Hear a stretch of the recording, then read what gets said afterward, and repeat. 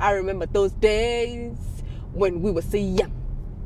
We used to play our lovely game, calling it Potilo. Potilo hangala hangala ndatema. Dualam maseve this week. We are in the Mazda CX-30 2-liter individual, and we are going to have a conversation.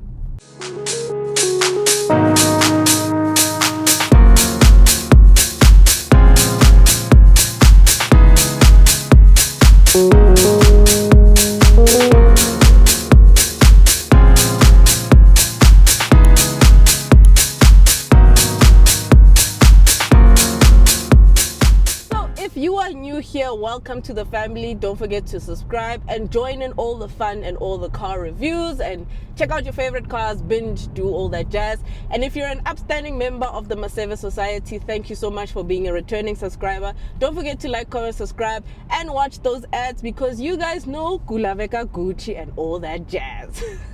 So let's get into the Mazda CX-30. Let's get into the exterior of the Mazda CX-30. This is a very pretty color that it's finished in. It's called Platinum Quartz, and it's a very, very nice car. This is the top spec individual, and to be quite honest, the fact that on the side of the car you still have the bit of the plastic cladding on the sides, it does not really indicate that it is the top spec individual model. I thought it was more of the dynamic models until I read the spec sheet. And to be honest, on the exterior, albeit it's a pretty car, it doesn't really give off top spec. It doesn't really give off last number, top of the range. But it's a very pretty car. You have the small LED headlamps, which are really cute, and I think it's a very cute car on the exterior.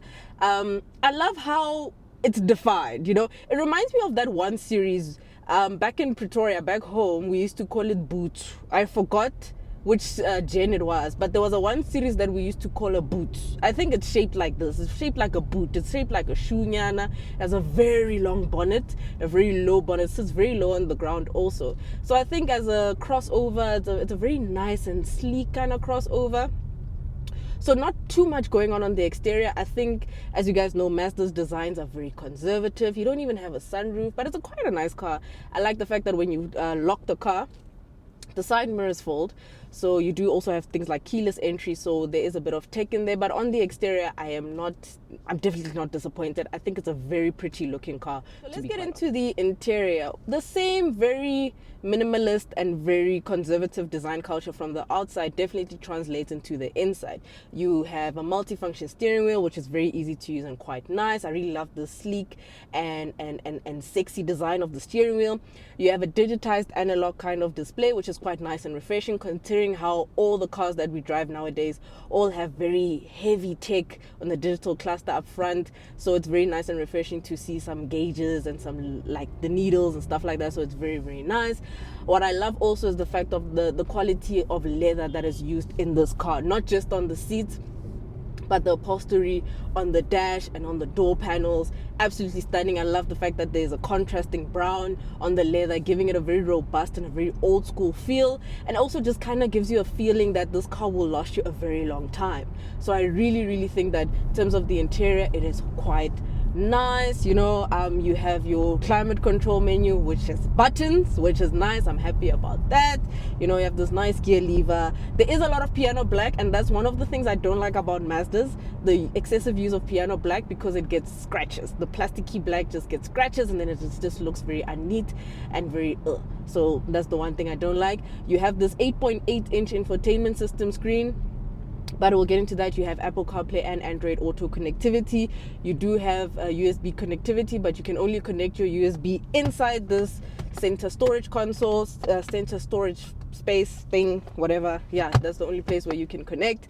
But yeah, ultimately, I think the interior is well put together. Very good use of quality materials. I love the fact that you have a conventional volume button. You even have sport mode in this car. You have cruise control also in this car. You have a Bose sound system, central locking, and a lot of creature comforts in this car. You also have electric seats, you know, which is quite nice. You also have a glasses compartment up here. So in terms of the interior, very well laid out, and for the size of this car, it doesn't really feel too much of I'm too cocooned, because I can still stretch my arms and whack the passenger. Okay, I'm not gonna whack a passenger. Don't do that, guys. But like, yeah, I think it's a very spacious car considering the size of this vehicle. So let's get into the drive. What is powering the Mazda CX-30 individual? This vehicle is powered by a 2-liter naturally aspirated engine, meaning there's no turbo or a supercharger, that produces 121 kilowatts and 213 newton meters of torque, mated to a CVT transmission, so the continuous variable transmission. And to be quite honest, in the city it drives beautifully. Absolutely lovely to drive when you're going to the shops, to the school. In a city driving, 10 out of 10.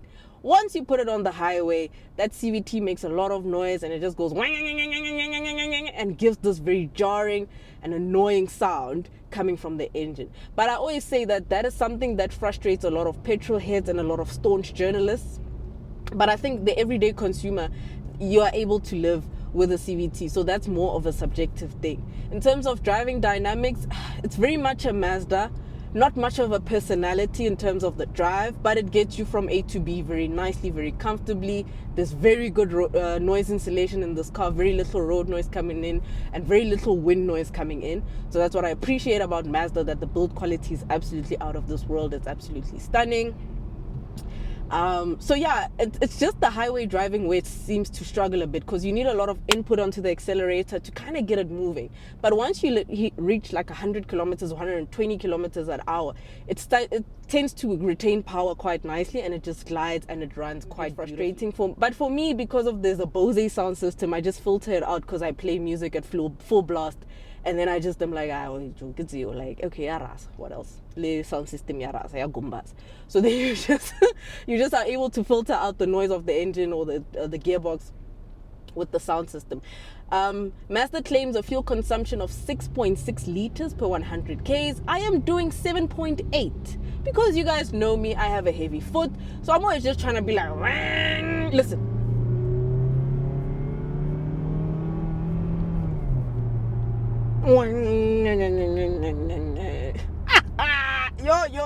Yo, Mazda le dombolo, yar, yo, ay, yeah, wara some fun. Like you make umsindo like Mlindo.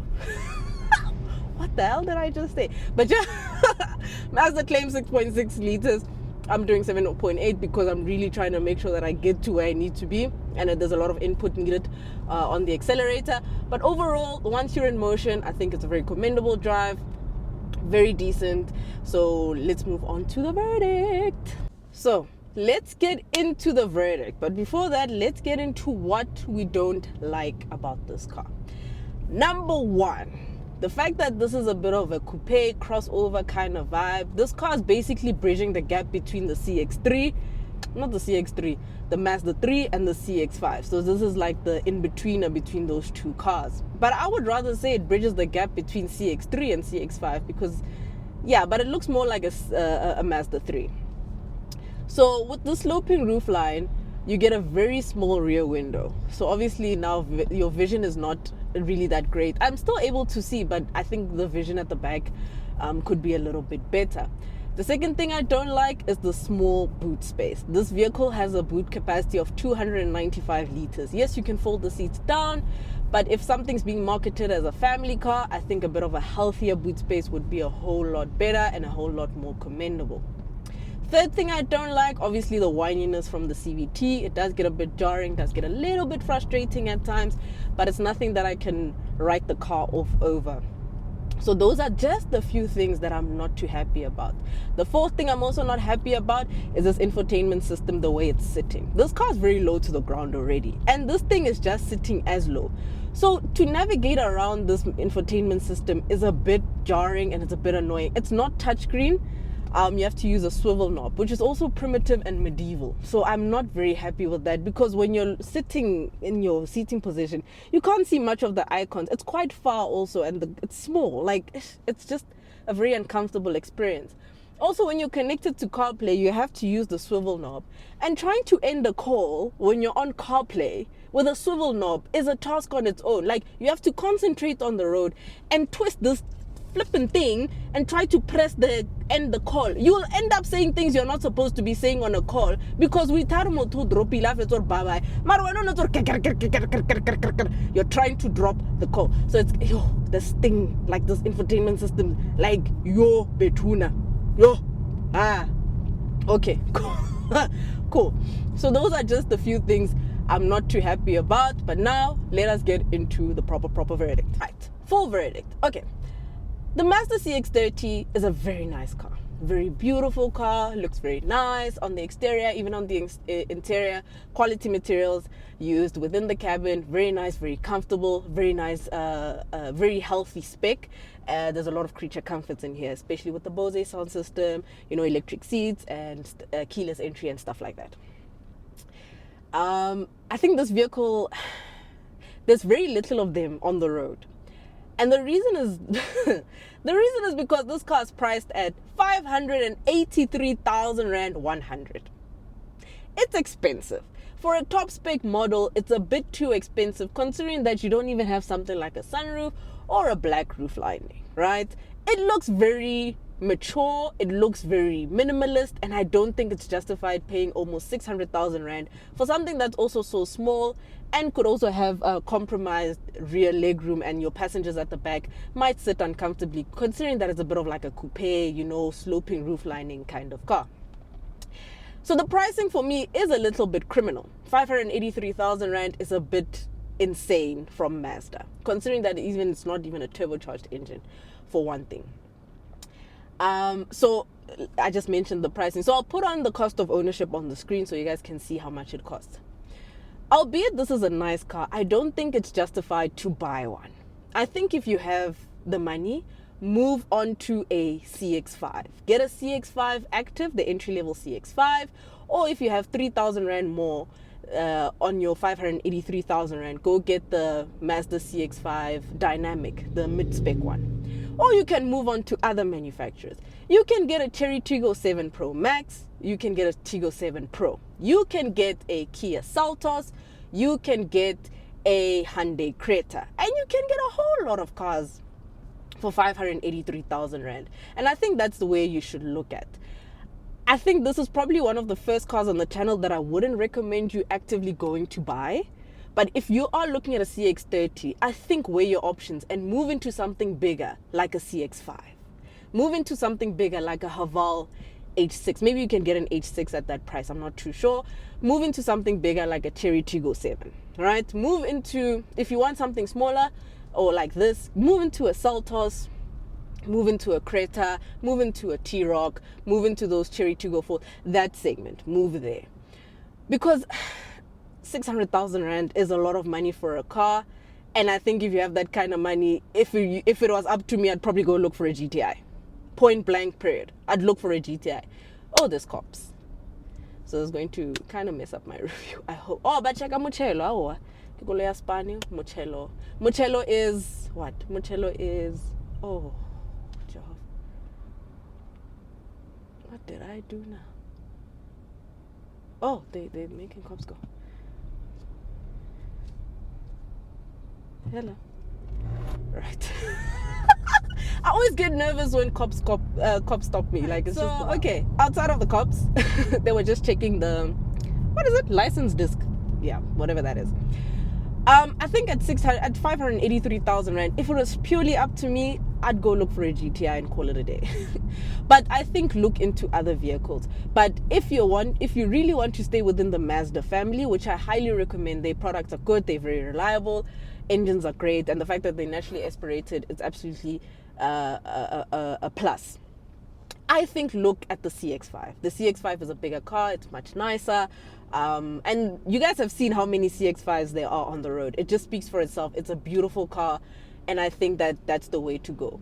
It's not to take away anything from the CX-30. I'm not saying the CX-30 is a bad car. It's just unjustified for what you get. It's a bit too bland, and it took stocks, cubes, and Norox, to be honest, at 583,000 Rand. It's a bit diabolical what they are asking for in terms of the pricing. But you do get like very healthy warranties and service plans from Mazda, so that's a plus also. But I'll just say it again. I think take your money, go look for a CX-5 and call it a day. So I'll ultimately have to give the Mazda CX-30 a good 7 out of 10. It's not a bad car, but it's not one I'd recommend either. Unfortunately, I'm sorry.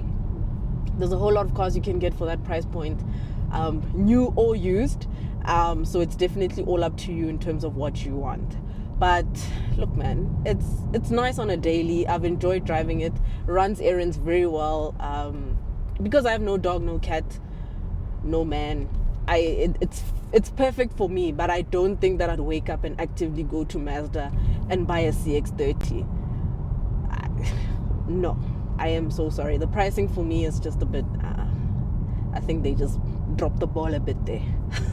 And that is it from me, maseve. Don't forget to like, comment, and subscribe. Share this video with your loved ones. Share it with a friend of a friend of a friend. Share it with your exes. Share it with your current. Share it with your sides. Share it with your futures.